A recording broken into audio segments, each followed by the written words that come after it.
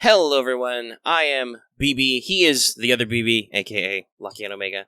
And welcome to the show that is hopefully short so we can go play Death Stranding. I literally have it in my PS4 loading. Well, actually, it's done loading, but I gotta go hook up other shit. I got mine earlier and installed it already. Anyway, I hope you are all enjoying Fate, the Grand Order, aka Quartz Explosion. And while we here at Studio Omega like to bring you the latest in FGO-related news and memes, we will be talking about current and future events for both the JP and EM version of the game, so anyone not wanting spoilers should just go leave their head. That was a fast-acting click there. Yes, Sorry. So, hi. This is Let's Talk FGO, in case you missed it. And it is brought to you by our patrons like I Got Comics, Qua, Jeremy Vasquez, Kylie Denton, Nestor Flores, Sodasun0424, and VideoGamer75. And if you like what we do and want to see us do more, consider supporting us on Patreon. You can get access to episodes early and lots of other goodies, and we really appreciate your support. But, hopefully the show is, in fact, short, because it is Death Stranding Day, and we're both ready to go. Twitter is a buzz, the reviews are coming out. Yeah, it's People everything. are like... Koji is retweeting a fucking storm. Yeah, he is. When I first saw it, I was all like, is he just retweeting a lot? Yeah, he's just retweeting a lot. Yeah, no, he's just retweeting literally everyone who's talking about it. Fuck, I wouldn't be surprised if he retweets us at some point. Like, that's just how many tweets he's going through. Also, yes, we both made the same joke. But how could you not? It's called, the tagline is Tomorrow is in Your Hands.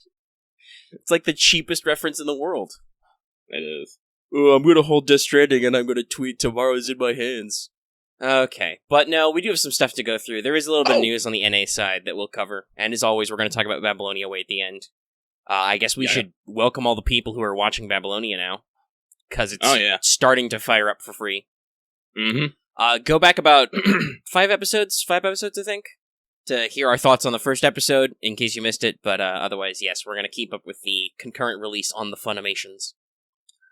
For better or worse. Yep. Well, let's go ahead and jump in with everybody's favorite Kohai. Senpai! 起きてください. That's right, everybody. It's time for Wake the Fuck Up, Senpai, our regular segment for pro tips. So, well, we're going to mention the news, but heads up, the Christmas rerun that's coming up is only 10 boxes, so don't hold on to your apples too tight. Like, you can only do it 10 times and then it's done. Yeah. It's not an unlimited rerun. From what I do understand, though, I think there are some other ways to farm. I think you can farm, there's a way to farm QP or something. Yes, I think you can still get, like, Yule logs and stuff and turn them into QP. Yeah, so... That's cool, but this isn't going to be unlimited soup, salad, and skill cookies. Yeah. Because right after this, we're going to probably be having Salem, and after that, the new Christmas lottery, which is the good shits. Mm-hmm. And also the Aresh. I'm so glad they keep giving me quartz. But we'll talk about that in a second. We have a second pro tip suggested by the audience. If you want to try and take advantage of the increased success rates, because we've got great and super success double right now, try using 10 XPs instead of 20, or don't, because suck is a lie. Take care with this just because as your character gains in levels, you will actually start accruing more and more QP costs. Yeah, so you want to be careful about this. It really depends on whether you're trying to use your EXP efficiently or not. Yeah. When you're trying to build as fast as possible, we'll talk about it later with the 8 million downloads, but I literally bought all 50 cards and was like, I'm going to throw all those at Mechaliz. Oh, it took exactly 50 cards. Actually, I think there was like one all left over, but it was almost all of the XPs I bought. My Mechaliz is in her final ascension, but, like, yeah, no, I wasn't able to, No, I was I need that. I'm gonna need that 80 for something. You don't, because you've got 2 alter egos. Or actually, do you have all 3? Yeah, I have all 3. You son of a bitch. But yeah, so you're fine. Me, I need that. I need that for things. But speaking of stuff, let's move into Records from the Throne, our regular achievement topic. Yeah. So, Halloween 3, I got all 99 missions and the CQ. It was pretty easy. It's called, Our Lord and Savior, Double Merlin. And then I let my MP3 Tomalancer do the rest of the work. The headline should read, Mysterious Old Man Kicked to Death. His balls were never the same. So, yeah, that was actually pretty easy. And Mecha Ellie's smile protected. Got her, in fact, all the way to level 80. Don't know if I'm going to drop foes on her just yet. I had a lot of spare foes, but I channeled them into other servants. So, on my end, also Halloween 3, all missions, and the Seeking complete. If I was to have a headline, it'd be, Mustache Man set on by wild animals. Because interesting enough, I used Tama Cat, Tama Mo, and Tama Lancer. That's pretty good, because I assume you were using Cat to just eat Mechalizes. Yeah. Just to keep them, because, as I said, I couldn't do the double Merlin strat, so I couldn't, but, as I said, even MP1 Tama was still enough to usually take out one break bar, so it was, No, I use the double Merlin just to completely overjuice her and speed it up. I actually, funnily enough, finished that last break bar with Mash Merlin. Because I think one of the Berserker Liz's got a crit on Tama Lancer at the end and I wasn't paying attention, but it was like, well, I took out 2 bars, and I have all the buffs. Can I clinch it? Yes, you can.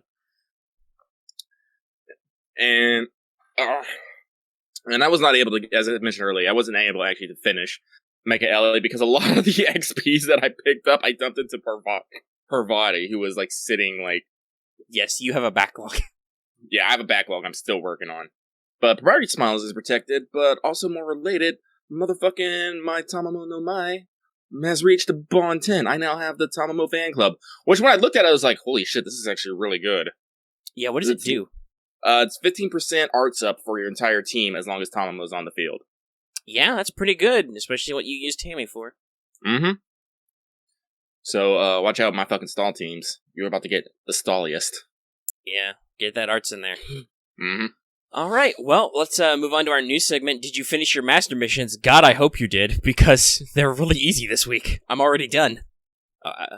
Defeat 30 enemies, excluding servants and certain bosses, and then it's just defeat 15 Sabers, Lancers, Archers, Riders, and Assassins.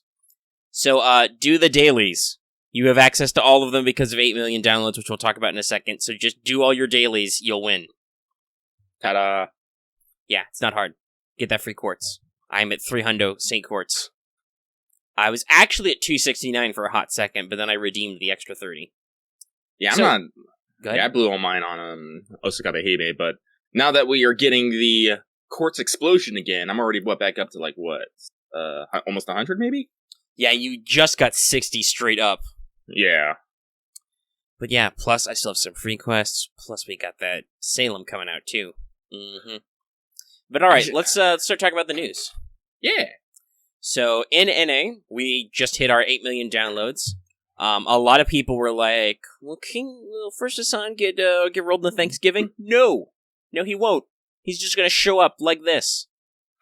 And give you 30 Saint Quartz if you cleared Solomon. By the way, if you're wondering where that is, it's in the Master Missions tab. But yeah.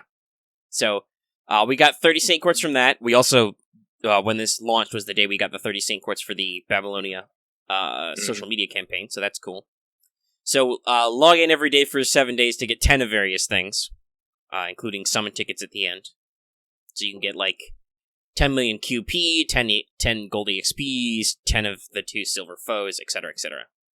There are bonus master missions for QP and materials tickets. I gotta be honest, I don't care too much about the materials tickets that much, but I'll get some of them. If you do want to do them, you can look 50 different places on the internet. There are a lot of guides for what counts as a hill, a mountain, etc. Most of them should be pretty easy if you actually just look at your map. Be like, huh, is that a hill in this icon? I bet it counts as a hill. But those give you... Go ahead. If you want me to give people to give you down a quick list, I can. Yeah, go for it. Alright, so, if you want a burning field, go to, basically, just go to Fuyuki. Yeah, that's an easy one. Easy one. Forest and Temple, go to Babylonia's Eridu. If you want a hill, go to Orleans, go to Marseille, or Durhamy, or, Valcouleurs. I might have misspelled that, I'm sorry. If you want a castle, go to Orleans. If you want a wasteland, go to Septim for Mount Etna or Gaul or Appia Road. For Sandy Beach, Desert, or Near Wander, go to Okeanos' Pirate Island. If you want a rocky mountain, go to Camelot's East Village or Mausoleum of the Evening Bell. And if you want grassy, go to Babylonia's Northern Hill or Plateau or the Shimosa rice fields. Yeah, it's pretty simple. Yeah, if I'm looking at this, that will cost you all about 100 AP total. Which most longer-term players should be at that level already. Yeah. So, there's that. Also, if you're lagging behind on some of those, we've got half AP Part 1 main quest, because we're already at permanent quarter AP, I should say, because we're already at permanent half AP. And half AP EOR, so if you want to make sure you finish Shimosa before Salem, go for it. Not that you have to, but if you're trying to get your completion. We've got the double the suck rate, so great and super success chances are doubled for a short time. So much suck. Or not. It could be a lie. We also have bonus merch in the MP shop, so the usual double the monthly, so you can buy tickets. Again, you can buy EXPs, which I did. You can buy more foes if you need them. And Chaldea Lunchtime has been added to the RP shop, so basically you spend a rare prism, you can add it back to the Mana Prism shop at its normal cost, and that's permanent. So yay! If you don't have it, you should get it. Lunchtime is pretty key to bond farming. Oh, man. And I think next year we'll get tea time? Not 100% Maybe? sure, but I think it was next I don't year. remember. Yeah. And of course, as we mentioned, it's the return of the first Hassan banner with Serenity and 100 Personas also on rate up. And if you want first Hassan, this is pretty much your last good chance to get Gramps for a while. Like, who knows? Maybe they'll do like a Babylonia follow-up campaign where it would be proper to reintroduce him, but he hasn't had a real proper rate up in a while, so. Like, honestly, like, I was looking at it, like, I threw a ticket on each, the Babylonia banner and the Hassan pack, for shits and giggles, as they say, and I got nothing, but I was all like, do I really need a grant? As I look over and I have, Jack, Shootin, Cleo, actually, I don't know, maybe I should have put that in All the World's Evil, but I did have the shittiest monthly tickets I think I've ever had, though. Oh, really? Yeah, I, at the start of the month, which is, about a week ago at this point, but that was when, both Babylonia and Interlude 3 were up, so Interlude 3 was on a day where both Oz and Sanzo were up, and I have none of them. So I was like, yeah, sure, I'll spend my 5 tickets there. They'd already announced that we're gonna get, a whole bunch more from Babylonia and stuff. Not from Babylonia, from 8 million downloads. It's a little confusing, because it's also King Hassan, but whatever. So I threw 5 tickets, I got 4 3-star CEs, which were trash, they weren't even new, and I got 1 Billy the Kid. So I didn't even get anything on rate up, and I'm just like, I think this is the single most disappointing monthly tickets I've ever seen. Big oof. But yeah, so I'm gonna hold on to those 15 tickets for Salem 2, because Caster of Midrash is storylocked. I'm going for Abby. I mean, if I get a foreigner, that's fine, but I don't necessarily expect SSRs of tickets, not even 15 tickets. Though it's a shame we don't yet have the feature where you get 11 summons for 10 instead, because that works with tickets too. I don't know, we've been getting, not yet, we do, but I don't think we'd get it for Salem. It would be like next year at Anniversary, or it would be at like New Year's or something. But okay, so that's everything about 8 million downloads. Enjoy your quote-unquote free time. You have less than you think, because they've announced that, Little Santa Altar Revival Light will happen on the 12th, going until the 20th. So yeah, that's gonna happen. There's no details yet. They don't have a separate news article, but they announced it. So your Jeanne d'Arc Altar Santa Lily is coming back if you don't have her, and there'll also be some other stuff. And that does mean Ishtar's banner will return if you don't have her. Like some kind of scrub who's not me. But yeah, so there's a lot of stuff ending on the 20th, so I'm guessing Salem is probably the 20th or 21st. Because let me actually look at that. Let's see. So the 20th is a Wednesday. That would be, if it starts the 20th, 21st, that for 2 weeks, assume, that'll end about the 4th or 5th, which is the first week of December. And then, I don't like that 100%, but if it ended the 4th, they could start New Christmas and ended about a week before Christmas, which would be closer. That sounds about right. Yeah, and that'll give us, I don't know, some time for some stuff. Or, I mean, they're probably gonna shove Thanksgiving in there. They will probably do Thanksgiving or whatever they're doing that. Now, yeah, they could do Thanksgiving instead as like a week-long thing on like the 21st to the 28th, and then it'll be 28th through the 12th, which then if New Christmas is 2 weeks, or they get started a little bit earlier, but they could make it so New Christmas ends exactly on the 25th. But we got a lot of stuff going on. I don't know if they're going to do that. Yeah, but they could. Know. They could. There are options out there. Welcome to this year in FGO. The holiday season is super packed. Oh my god. Because literally, like, less than a week after the Christmas event ends, because there's not long in December, we've got the prologue to part 2. Oh, I gotta get ready to watch that OVA and go, what the fuck is going on? Yeah. Stuff is happening. And then after that, we've got New Year's, which means Hokusai, another guaranteed SSR. Oh, I wonder if they're... Speaking of the fucking OVA, I wonder if Funimation has just snatched that up as, like, mine. They might have. I don't know. First Order has a couple of different people they're doing. Yeah. We'll talk about that later. Yeah, we'll talk about that another time. So, but yeah, that's Little Santa Ultra Revival is coming. Some stuff is happening. Let's pop over to JP real quick. Saber Wars 2 has a banner too. They're just milking this one for all it's worth. This will run from 11.6 to 11.20. This second banner is with MHXA and Munenori and still has advanced CEs. So that's cool. Both of them, well, they didn't cram XX in there, but the rerun for her event and her banner was earlier this year already, so she already had a banner this year, but they've fired it back in with both X and XA, and Munenori's story locked, so that's cool.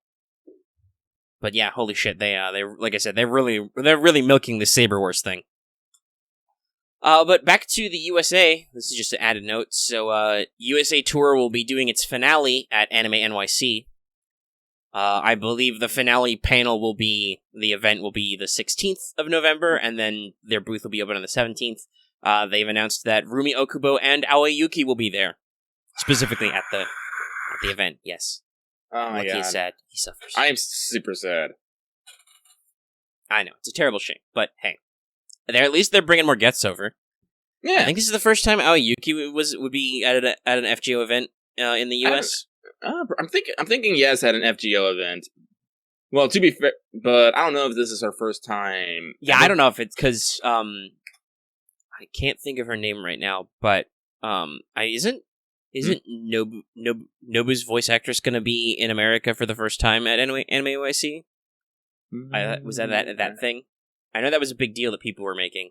She's not specifically at any of the FGO stuff, but I remember somebody who hadn't ever made a US appearance was making an appearance in Anime NYC. Yeah, I don't remember right now. Internet fact checking. So, oh yeah, I'm looking at things to put on my fucking thumbnail. Yeah, let's get some Gramps in there. Yeah, let's get some Gramps. Yeah, that's one. Yeah, that's one. Let's see. But yeah, so that's basically all my show notes, because it's just news right now. There's nothing to talk about, because we can't talk about how we're doing. We have already mentioned how Halloween turned out for us. Yeah. I guess for a final thought, like, again, like, you can talk about, like, overall, like, I really, like, enjoyed, Halloween 3, and I don't know how I feel about, like, these crazy-ass Liz stories not continue, because, like, next year we're having fucking Oni-Land. I'm sure that'll be bizarre. I mean, I think they work in other stuff, because remember, 2 summers from now, we're gonna get Summer Carmilla, who's gonna have her own stories in the summer, which will bring back some of that Liz charm. I don't know if Liz actually managed to shenanigans her way into Saber Wars 2, but she's certainly in the bonus list, so I assume there'd be something. Actually, wait, fuck, Liz cameos in Oni-Land. Yeah. That's right, that's the costume we are still denied. It's like, how dare? Why would you make Wad Arco draw something that I cannot consume? Why would you do this to me, art department?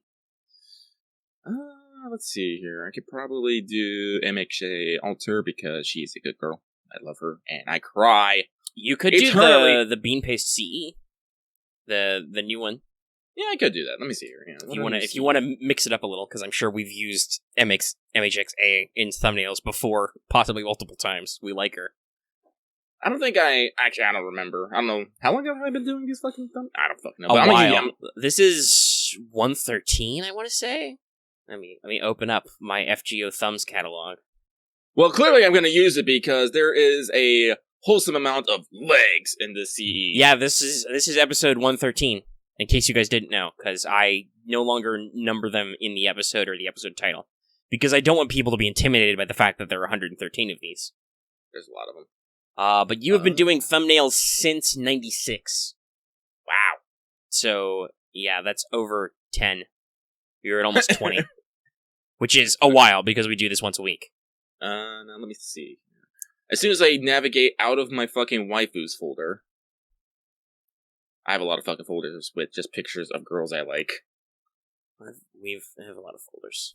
Yeah, okay, there we go. I think I need to sort my FGO folder again. I have lots of different divided and sorted folders, but when I'm saving shit in a hurry, like when somebody on our Discord dumps like 50 Twitter posts, I don't have time to put them all in the right place, so I'll put them in the FGO macro folder and I'll sort them out later. Sort them out later. What the What's wrong? So, I don't know, I'm just looking at, like, I'm finding things that I have saved, and I'm just like, what is this? I want to open it, hang on. Oh no, he's opening something. Oh, it's just, it's confetti I used for, like, the celebration. Why the fuck is it called Lawa on Maz Lawa Pizza Calzones Gyro Subs Wraps Confetti? Probably because you got it from the internet. Probably. I guess. But, like, I was looking at that, I was like, what the fuck is this file I have saved? Speaking of image folders, though, kids, my Calamity Jane folder is still small, so if you want to help me with that. Anyway. Okay, so I'll put bean paste on one side, and... let's see, I'll put Gramps in the middle. No, I'm gonna put MX. Yeah! The workflow, it commences.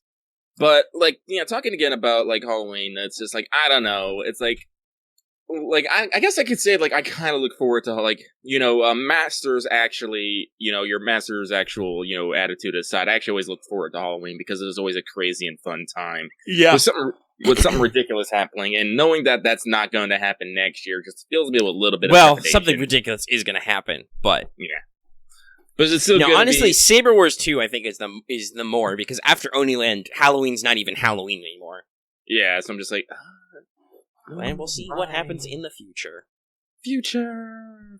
But yes, we'll keep going with stuff. Everybody's, like, real concern about Christmas right now in JP, because they're just like, oh my god, these madmen, what are they going to do? Because, actually, now that I'm thinking about it, let me check. How many days?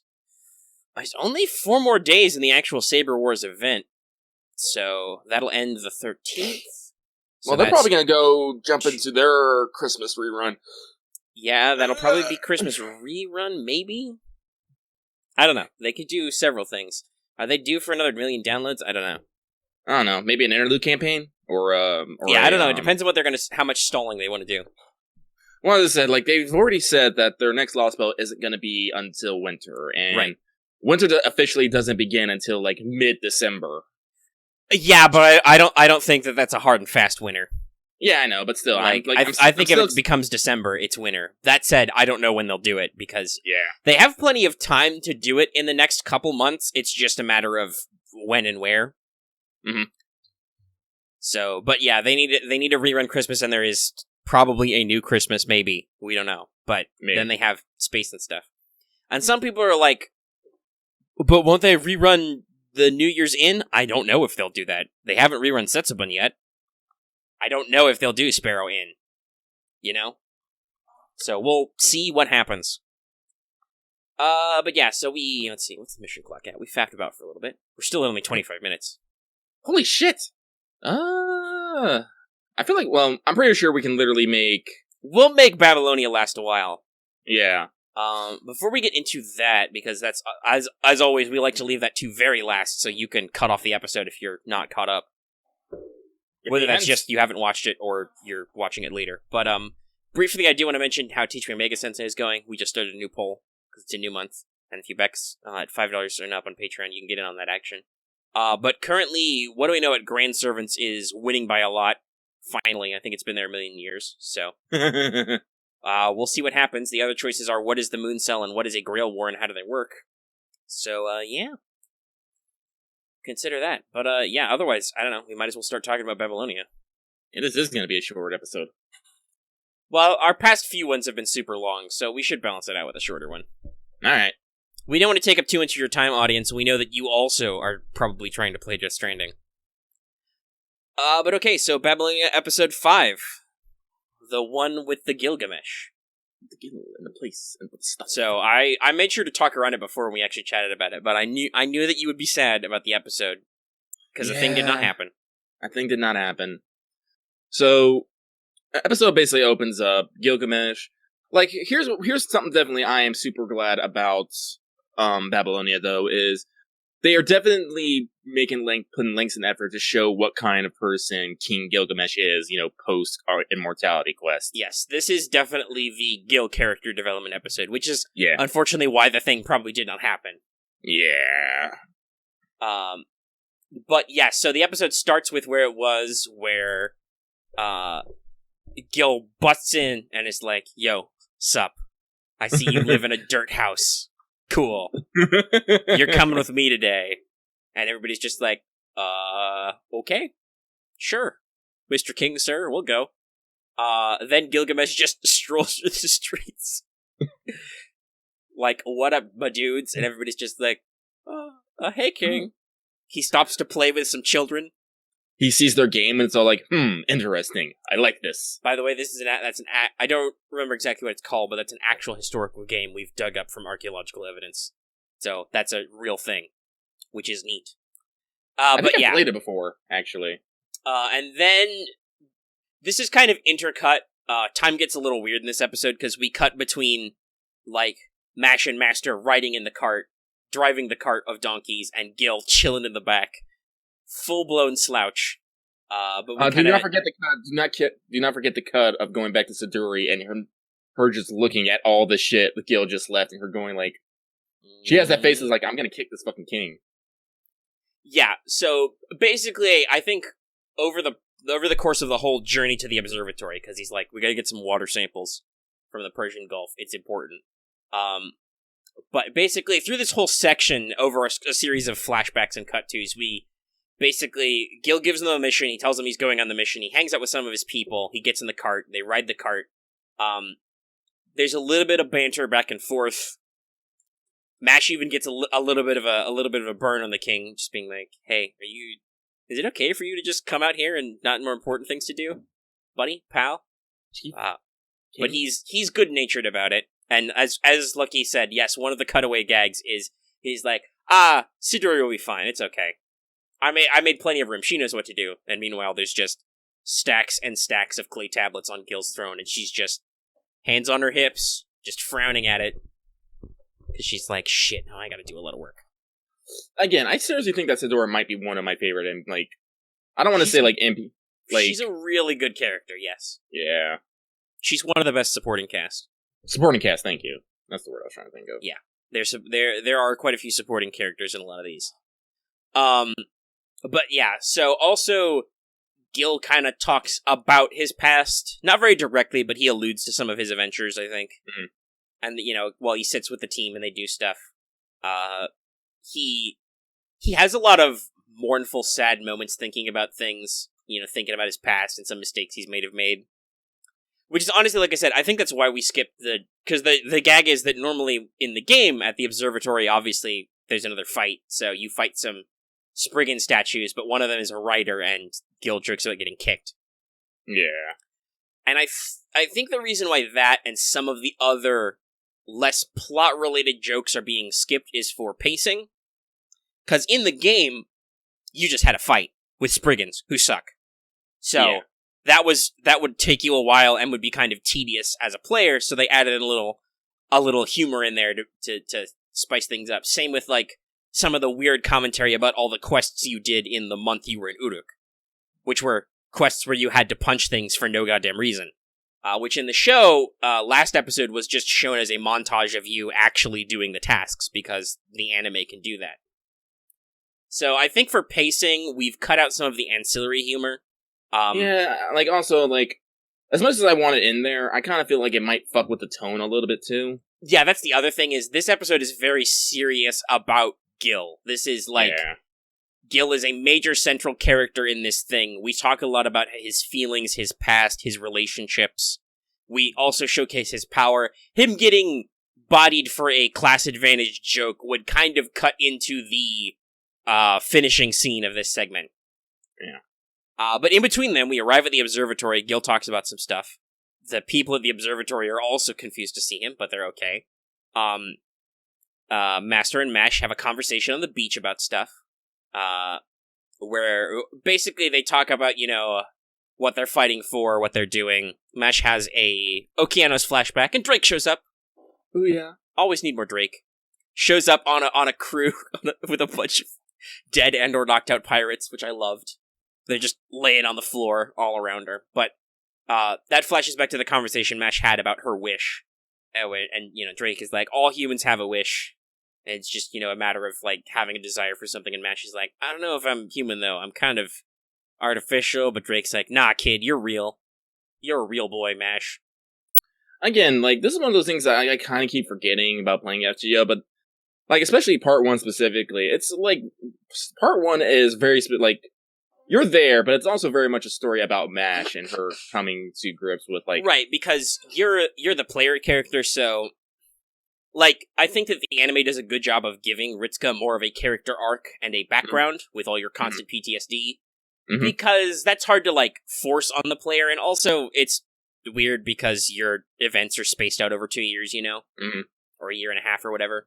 Yeah. So it's hard to enforce that when you're playing the game in its visual novel style, but for the anime, you can make that all flow a lot better.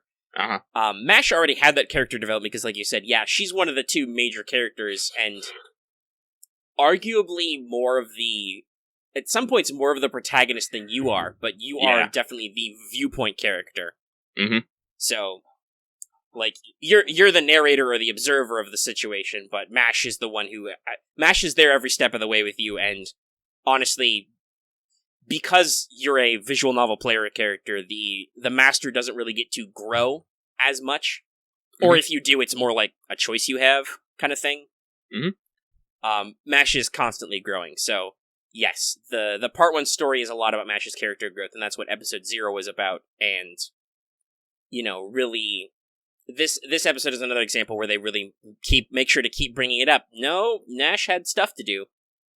They flash her back to Okeanos about her growing, they flashed back earlier to her in, Orleans about her conversation with Mozart about stuff. Da Vinci and Romani have some chatter like an old married couple at the desk, talking about stuff. Was this also the first time they mentioned that, or was that last episode where they talked about race shifting to the Age of Gods is really hard? It's a miracle they can track you at all. I'm pretty sure it's this episode. Yeah, so basically they explain why you can't summon servants. Because for gameplay purposes, you normally could, but it's really, really hard for them to send stuff back into the past, into the time of Babylon, so it makes sense why you cannot conjure additional reinforcements. Remember, they had to actually do a whole bunch of prep work just to send you. Yes. They had to, dial in super tight on those coordinates. Right, and they still goofed up and sent you, super high into the sky. But normally you can't, in fiction, you can't summon servants until you establish the ley line back to Chaldea, but in this case, they came up with an additional just drop-in exposition line. But also we learned that the singularity is huge. It doesn't just cover Mesopotamia, but also goes way out into the Indian Ocean, because that's apparently important to this part of the timeline. Gee, I wonder why.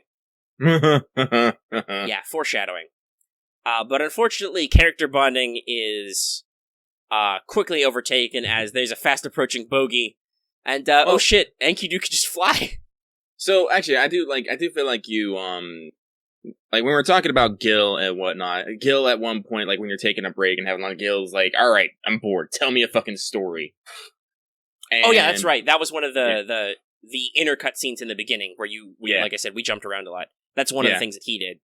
Because I mentioned that the party asks him about his adventures, and he tells them a little bit, but then they're like, why don't you guys tell me about yours? And I liked how he was saying, I get it. Your life is absolutely boring. But he goes on to basically saying it's all it might be boring to me, but to you must have been living, pretty much saying you must have been living your best life. Yeah, I think one of the phrases he used is, the story is exciting for the one who lived it. Yeah. So, he's like, okay, to me, this is some basic bitch shit. Man, It's y'all haven't even fought a giant and cut down a cedar forest, kind of thing. I was just about to mention that. Yeah, Maybe Gil shouldn't have done that either, because then he got one annoying goddess on his ass forever. Well, that's not necessarily why that happened. Though maybe she was interested because of how swole he became. But Fate's also weird. Yeah, but like again, like I'm gonna be honest. Like before Babylonia, before I played an FGO, I really did not like Gil. Like I really didn't. And honestly, you really shouldn't like Gil because he's an asshole antagonist character most of the time. Yeah. In CCC, when he can be a playable, he is better. You get to understand him a little deeper, but he's still his archer self. Even if he says that he's classless, he's still based on his archer personality from FSN and F-Zero. Mm. So, but Caster Gil really shows his maturity a lot, which is good because we need to like this guy because he's going to be here a lot. Again, whoever designed his character was all like, all right, so what if he was still a dick, but not an absolute dick? What if he was mature? He was still an arrogant asshole, but he's also matured because he realizes that, like, there's responsibility and stuff. But yeah, also that reminded me, I think a lot of theme in this episode is about stories and storytelling and memory in a sense. Because, like I said, we're at a point where Enkidu, quote-unquote, fake Enkidu, shoots in, just flies in like Superman, which was kind of alluded to in the actual Babylonian chapter in FGO, but the way I thought of it was more like he's flying in as in, like, maybe he jumped from a really long distance or something, not literally he can just levitate and fuck off. But yeah, so he flies in fast. There's a very brief battle between fake Enkidu and Mash, though the master shows off some of his determination because there's a point where Mash gets tangled up and is separated from her normal phantasm, and she was totally about to get obliterated, but Ritsuka dives in and tackles her out of the way. But before they can get iced, Gil throws his axe, which is huge, and blocks the chain. And then we have a really, really bitchin' fight scene between fake Enkidu and Gil. Which I feel like, I remember in Babylonia that did they get a very direct confrontation, or was it, I felt like in the game you fight that battle against, fake Enkidu Kingu, and then it's just like, Gil shows up at the end and Enkidu fucks off. I think it was Gil shows up at the end and Enkidu fucks off. Yeah, that's what I remember from the game, so this is expanded a little bit so they can get a bitchin' fight scene in. I think they're literally trying to settle for like one bitchin' fight scene a fucking episode. Yes, and I'm it okay does with seem this. like that. It seems like that's what their goal is for the pacing. Which is also, I think, the other reason why having Gil be bodied by statues is kind of weird, because the whole back half of this episode is trying to establish that he's still a pretty big badass. He can't quite take the fake Enkidu, but he's still really, really strong, even in this form. But yeah, so they have a fight. The fake Enkidu tries to trash talk him a little bit, but it doesn't work. Because Gil is able to reverse the script a couple of times. So, like, at one point he calls out because Enkidu was like, yes, this is the most efficient way to fight with this body, firing countless weapons. And then Gil is like, oh? Have you changed your mind? I remember a certain somebody told me that it was a completely ridiculous and wasteful way to fight. For context on that, when Enkidu and Gil first started fighting, first fought, the battle went so long that at one point Gil literally started just hurling treasures from his vault, and he apparently just liked doing that, so he kept doing it. Yeah, that's basically when he invented the Gate of Babylon attack, was against Enkidu. He realized the only way he could keep up, because Enkidu just creates weapons from the land. Mm-hmm. As seen in this episode and in other episodes when he just, like, makes trees or rocks become his shields and weapons. So he basically realized the only way he could keep up was to literally just shoot whatever he had on hand randomly. But yeah, so also an interesting contest between Caster Gil and regular Gil. Regular Gil is super mad about fakers. Castiel here says basically the equivalent of what Shiro says, where he's just like, well, even if it's a fake, it's very convincing nonetheless. Basically, like, even if it's not real, it's pretty close, so he's still really strong. So Gil busts out all the stops. He does some of his animation attacks where he, like, shoots different beams. He summons some fire and stuff. He uses his axe, to counterattack, Enkidu's stuff. He summons a huge fucking Gate of Babylon portal, and, fires off a lot of energy, but fake Enkidu is still really strong. He doesn't use his Anima Elish, but there's a deliberate homage to it. Oh, yeah. Which I think is because the fake Enkidu never uses his Noble Phantasm in the story, unless they make him do it. So I feel like this was their like homage to it, you know? Yeah. With all the chains and stuff shooting straight up in the air, forming a star and shooting back down. Which would have got Gil, because he got tangled up by a free chain in the back, but at the last moment, the fake Enkidu has weird flashbacks, which I love this effect they do, where they make it kind of staticky and computery. Yeah, they make the glitch. They make it glitch out. Yeah. And, also, his eyes change colors. Because the fake Enkidu's normal eye color is purple. I believe in flashbacks it's green, I want to say. I want to say green, too. It basically, his eye color freaks out because he's having a weird memory moment. And he misses. Barely. Yeah, just barely, but still misses. And then, since he's distracted, he just flies up in the air and fucks off. He's like clutching his chest. He's like, ah, shit. I think in the game he comments that his magical core is freaking out a little bit, so he's gonna leave. But I don't remember if he says that in the anime. And then he flies off, and does Gil say anything to our heroes before the episode ends or not? I don't remember. I feel like that scene just ends. I should really just start watching Babylonia before we fucking record.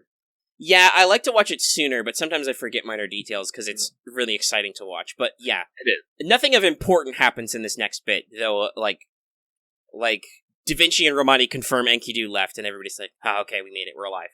Yeah. The important scene is Enkidu flies back off into the foothills and starts freaking out, and is just like, "It should just be battle data. Why am I remembering things?" So he gets like several Enkidu flashbacks to the original Gil chilling without his shirt. Because fuck shirts, am I right? Oh, 6-pack. And also we get an homage to the battle with Humbaba. We see the cedar forest and we see a giant figure in the fog. But basically, yeah, Enkidu's basically just having a super big freak out about being the fake one and remembering regular Enkidu stuff. Character development. And I don't even know what's in the next episode. They showed some. I saw somebody tweet some screens from the upcoming episode. But I don't. None of them spring out to me. I think there's going to be some Ushi in it. I hope so. But let's see. We're probably getting close to the point where they're going to cross the wall. Because I'm trying to remember the sequence of events. We don't recruit Ishtar until after that, because it's. I think we go to the town that all died of plague first. Is that a thing we do? And then we have the you fall into the underworld and the old man pulls you out. I think that's the next sequence. I can't remember. I'm not sure. Because we have to set up all three goddesses. We've already set up Ketz and Gorgon. We need to set up Aresh. Have we actually seen Ketz? No, only in the OP, but we've been to her territory, so we've established what that goddess's deal is, and we know what's up with Tiamat Gorgon.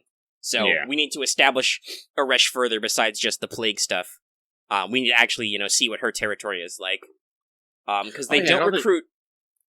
We might have I don't see her in the previews, but we might have the thing where we chase Ishtar off because she's blowing up fields, or does that come after? Is that part of her recruitment? I don't remember. Babylonia is very dense, kids. There's a lot of stuff that happens. I really, honestly, I should probably just feel like I should just go and reread Babylonia. I should, at least see what sequence the chapters are in.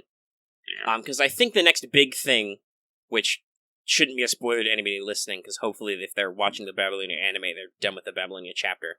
Because otherwise you're going to spoil some stuff for yourself. But the next big thing is Gil establishes the town rescue. There's a town that's been holding out on the other side of the wall, and we're going to go break it. And that's when we actually meet Gorgon, and we set up the stakes where she's like, yo, in 7 days I'm going to charge this fucking wall, and I'm going to win.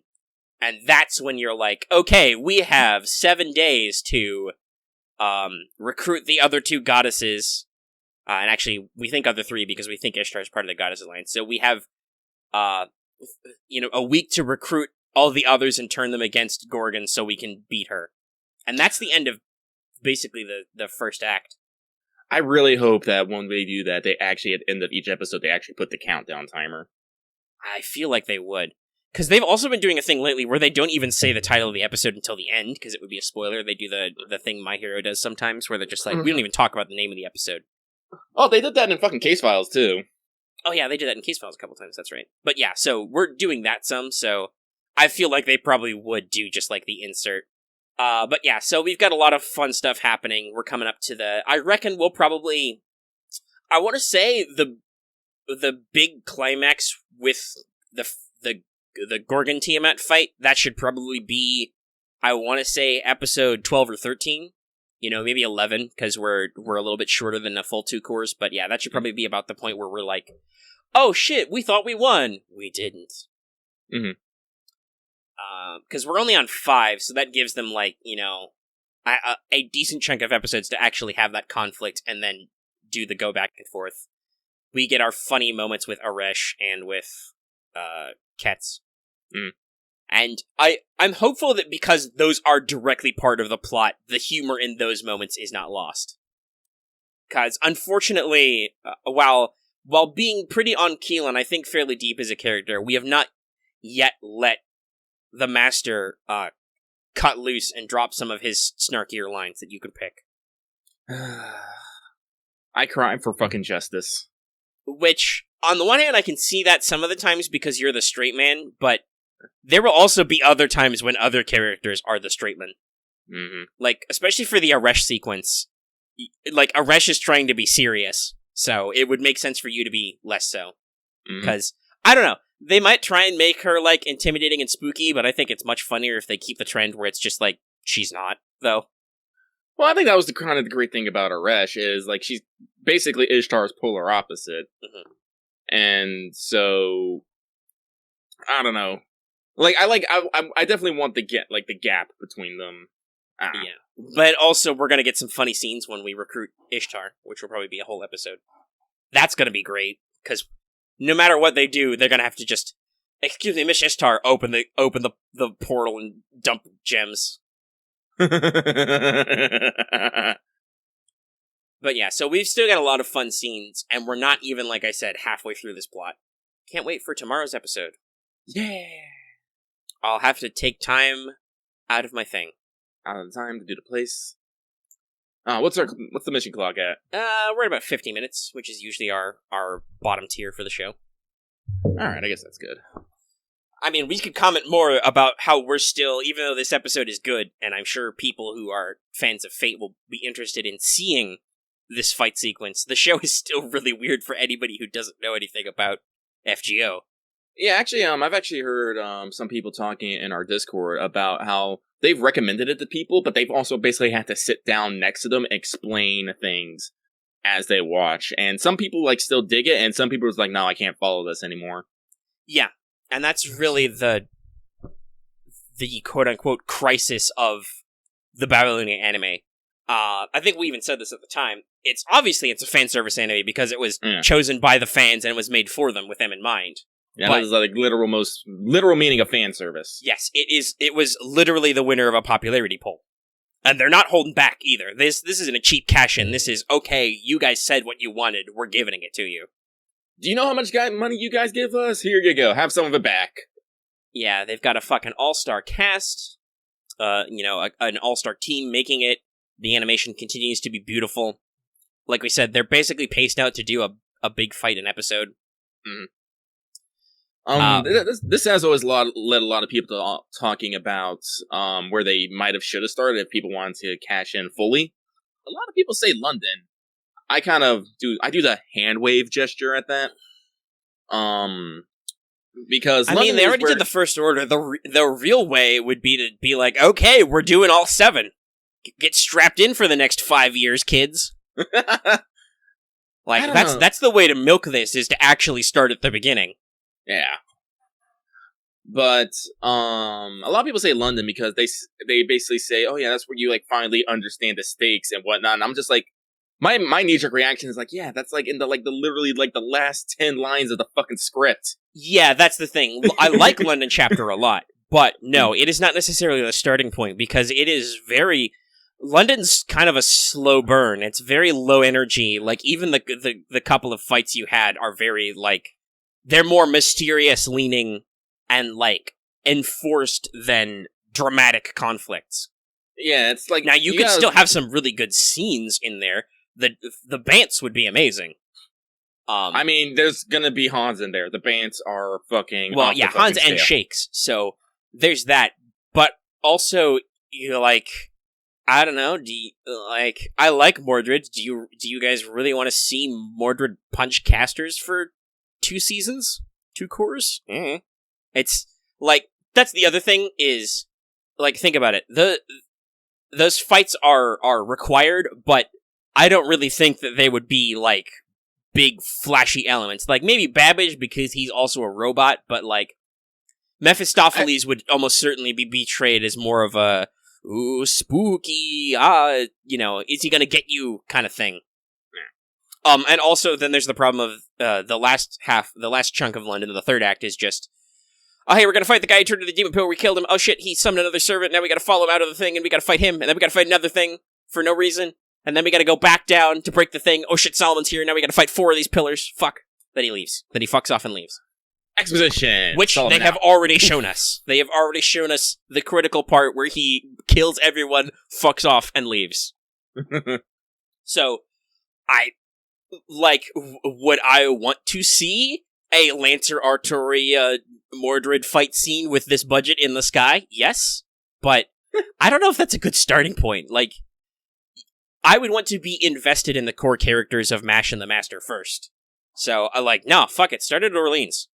That has the most traditional setup with the characters. Jeanne's popular, and you can follow her arc in ways that people would be interested in, because it's not how Apocrypha handled her character.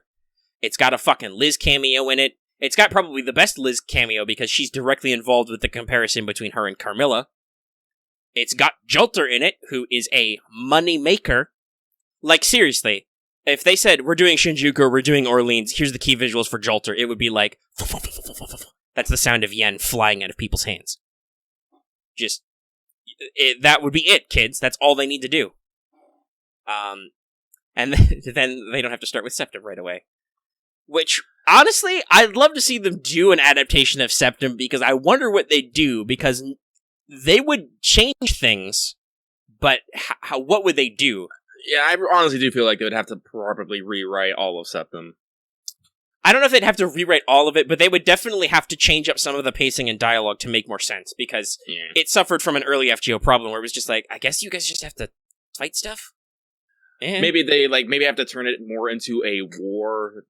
Yes, they would also have to actually develop the characters. Like, you would need to actually have more conversations with Nero, which weren't just, man, Nero's really rad, kids. Like, talk about her headaches a little, maybe put the emphasis that, like, dude, the Senate back in Rome is not happy, oh Emperor, that you're out here fucking about. Could you finish this up sometime? You know, that kind of stuff. Like, maybe get show some the political more pressure. Maybe get some sweet scenes with Boudica. Talk about her, and actually build Boudica's character, like, because I've said this before, there's several logical reasons why Nero and Boudica don't need to fight. I will. The first one being that, as a heroic spirit, the heroic spirit code is basically don't fuck up history. So, as a neutral servant summoned by the Grail, she should be like, yeah, I'm not supposed to fuck up the nature of history. But also, Nero and Boudica specifically don't need to fight. I've talked about this before, but the actual real-life Emperor Nero was not happy with how the governor handled the rebellion of the Britons, and seriously considered replacing that guy. But I think Boudica had already been killed by the time that it got resolved before Nero could get pissed off enough to replace that guy. So, the Romans took Boudica seriously, and like I said, the Emperor Nero was not, as Nero even says in the thing, you know, she's like super respectful, like, the great general, it is good to have you on my side, you know, I'm glad we could resolve our differences. And Boudica's like, yo, don't tell her that I'm actually dead. And that's the only reason why this works. Like, too many people want want to be like, no, dude, revenge Boudica. She should just be trampling Romans. I'm like, then she's just another shitty, shallow antagonist like all the other antagonists in Septim. Like, that's the thing with Septim. Magically rearranging the characters doesn't fix the story. And at which point, if you're doing an adaptation of Septim, you can't completely rebuild the story. I don't know. With the way... What is it? Who is it actually on? I can't remember because they kept dividing. Is it A1 or Clover that is the actual studio that is now doing Babylonia? It's Clover. Okay. Well, I can just say the way they've been animating stuff, dude, I'm not gonna mind seeing an animated Boudica. Give me that Boudica. But, like, that's the thing. You would have to actually develop the characters and explain why they are there and make your fights matter. Mm-hmm. Which you could do, I just don't know if anybody feels like they want to do that. The most awkward would probably be America, to be honest, because then you have to show the audience traveling across America and how completely bullshit it is. There'd be a lot of sweeping vista shots. There would, but there would be a lot of questions. I don't know the exact state of the Japanese educational system. I do know that they study some stuff, and they do study English, for instance. But especially the international audience would be like, that's not how that works. That's not how America works. You can't go from Chicago to Alcatraz. Also, BT dubs, in this period, there is no Alcatraz. Thanks, guys. They did say that America was kind of like this mashed together America. Yeah, they did kind of theorize that the nature of the singularity was kind of like warping it so, because American history is a relatively short period of time, a lot of aspects were kludged together, but still, it was still weird. Yeah. But yeah, if you register the militia, yes, apparently you did just fucking walk instead of, just having servants like jump fucking mountains while carrying you. Yeah. Because apparently you did not skip leg day. So, yeah, that's a whole weird thing. But no, I mean, like, there'd be advantages to America, certainly. Like, you could get a fully animated Arjuna Karna fight. Ah, man, that'd be the fucking best. You'd get animated Skahawk. But, I want more fucking voice Nightingale lines. Mm-hmm. You get a lot of Nightingale. I'm putting the gun away, for now. Shooting the fucking law. Ping! Oh, that'd be a great scene. Yeah, you could make America work. I just think that they have to figure out the pacing because America is very awkward with how huge it is. Mm. But we know that they're adapting Camelot as 2 movies, so we'll see how that one works out. Oh god, it'd be weird just because Nero Bride would be in it. Not regular Nero Bride. And also like, Liz. And also Liz. Robin. There's a lot of CCC references in America, which is interesting. Or just extra, I guess. But yeah, so, I mean, there'd be some fun stuff. I think the scene where they try to assassinate Ku would be really interesting to see. Mm-hmm. Because they completely fail. Oh god, how lewd would that be? Man, Nasu really likes Maeve, so... I don't know, there could be some... I think it would be funny if there were some... Because they do have bedroom scenes. There'd be some interesting if there were some funny shots of her just reclining in bed next to Dino Dog Ku. Not giving a fuck. But no, like, America could be interesting, like I said. I don't know if they'd want to tackle that one first. I actually need to double check that popularity poll, because Babylonia was number 1, Camelot was number 2. What was number 3? Was it America, or was it, like, Okeanos or Orleans? I don't know. I'd say, like, my personal number 3 would probably be Okeanos. Okeanos would be, I will say this, Okeanos would be a fun one to animate, because it has that kind of good pacing, and it has the kind of multi-act structure where you have, like, okay, we've teamed up with Drake, we're exploring because we need to find allies to fight that dirty Blackbeard guy. Oh wait, Blackbeard's not the real problem, it's Jason. Oh shit, at the very end, we do the flip, it's not Jason, it's the Demon Pillar. That's also the really awkward thing about the anime. This means that so far, there's going to be no animated adaptation of Demon Pillars. Because there is no action. I don't know if they'll do that scene in Camelot. I hope they will, but I don't know if they will, you know? Because it was funny, like, in Camelot, like, the Demon Pillar thing was literally inconsequential. Right, it was tacked on. It was, oh, I, Ozymandias, have acquired the King of Mages Grail, and you must punch me. I will activate my god powers and become Amun-Ra to take over the Demon Pillar Amun. Like, I don't know if they're going to adapt that. Or if it'll just be like, hey, oh King of Sun, give me your grail, and he'd be like, Nah. or, well, heck, he could even be like, at that point in the story, he could be like, yeah, sure, whatever. Does Mash have the ability to punch me? Bonk. Okay, she's good. Laughs forever. Yeah. Like, there's a lot of good scenes in Camelot, but I don't know how they're going to edit around that. There is no demon pillar at all in Babylonia, which makes sense because it's in the past. It's before he existed, so. But yeah, so it'll be really interesting to see if demon pillars actually get an animation. That would be another advantage to actually doing Septim. You could actually work with Lev and demon pillar Barbatos. Mm-hmm. And then at the very end, after you've beaten the pillar, and he's like, "You're so strong. I'll summon one more servant from the blah." And then Altera could get an animated adaptation. Yay. The problem is, I don't know, I said this before, I don't know in story how you would beat Altera. Because Nero's just a Nero at that point, supposedly. That's a good point now that I think about it. And there are no heavy hitter servants in that team up. Like, my personal excuse would be that I always thought if you would do the whole of FGO as an actual anime, you would do, like, a seasonal production, you would start doing cameos of previous servants as summons. And so the thing that you would summon to beat Altera would be Saber Alter, actually, because she's story locked to Fuyuki. So that would be a great parallel. But I don't, like I said, I don't know how they'd handle that if they did that. But yeah, we started this by talking about like the money grub option, and like I said, that would be to just do the whole thing from the beginning, because Orleans has a guaranteed buy-in. It's called Sean Alter. That said, the way the Epic of Remnants are set up, I'd really love to see those as like Karno Kyokai style short movies or OVAs. Like, not like, too honestly, long, but not too short. Shinjuku's especially, I don't know, like, especially, like, if they did it like Karno Kyokai.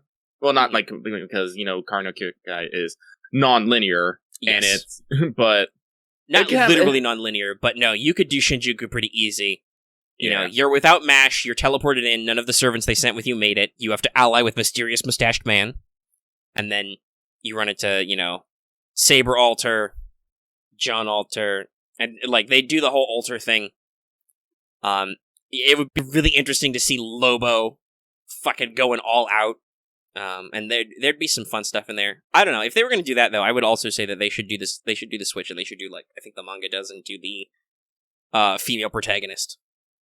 So you can dress up in a badass suit like everybody else. Be swag. But yeah, so there's a lot of interesting things they could do there. You could get the big conclusion. Actually, you want to know something super fucking crazy? What's up? Like, so, talking about, like, female protagonists and whatnot.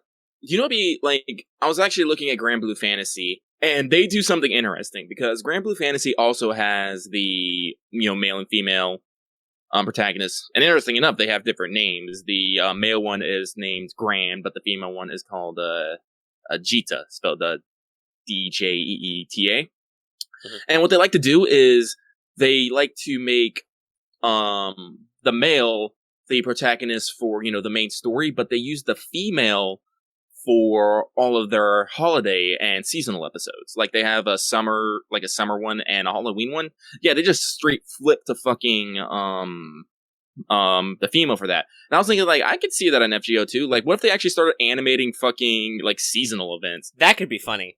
Do the Liz trilogy as a literal trilogy. Yeah. I do know that what FGO has done is, I think the manga chapters for the original part 1 alternate, so some are male, some are female. Mm-hmm. But all of the EOR chapters, I think including CCC, are the female protagonist, interestingly enough. Yeah. For the manga adaptations. I don't know about other stuff. Is there a Babylonia manga?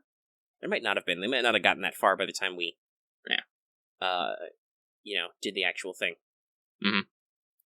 But alright, now we're over an hour, so we fapped enough. Sweet. About anime stuff. Good job, us. So, okay. Well, let's go ahead and wrap the episode up so we can go play Death Stranding. Oh, yeah. If you're listening to this live, Lucky's going to stream it after, and if you're listening to this not live, then hopefully archiving it worked out. I hope. He's going to work on that. I'm not going to work on that. I'm going to edit this as quickly as possible, and I'm going to go play Death Stranding. So, alright. Well, we'll see you next week for more Let's Talk FGO. Also, tune in for our episode What's Up. We'll have to take some time out of our day to record that tomorrow, but we'll be sure to talk about not only Death Stranding, but other stuff. Mm-hmm. I beat The Outer Worlds, for instance. You can get my opinions on that. And, so let's do the usual rigmarole, which is, if you're watching this episode on YouTube, be sure to give us a like if you liked it. Mm-hmm. If you have any comments, leave them in the comment section down below. You can also join us on our Discord. That link is in the description, and on our channel page. Great way to get access to ourselves live, talk to lots of other people about lots of things. Mostly Monster Hunter, but other things too. And, of course, if you're new here and haven't already, please subscribe to our channel to get all of our latest content. And consider hitting that bell for notifications, even if you're already subscribed, so you always know exactly when we post a new video. And like it says at the front of the show, consider supporting us on Patreon. You can get access to episodes early in audio format, downloadable for your convenience for as little as $1 a month, and lots of other goodies at different levels, like listening to the show live. And it really helps us out, keeps the thing going. Alright, so we're going to tune out, and let's see, the Christmas rerun should be started by next week. Christmas rerun will have started, and we'll also see whatever will have happened with JP next too, I think. Yeah, so expect a little bit more next week. Yes. Well, come on, we're gonna play it a lot. We'll be done with Death Stranding by the end of next week, right?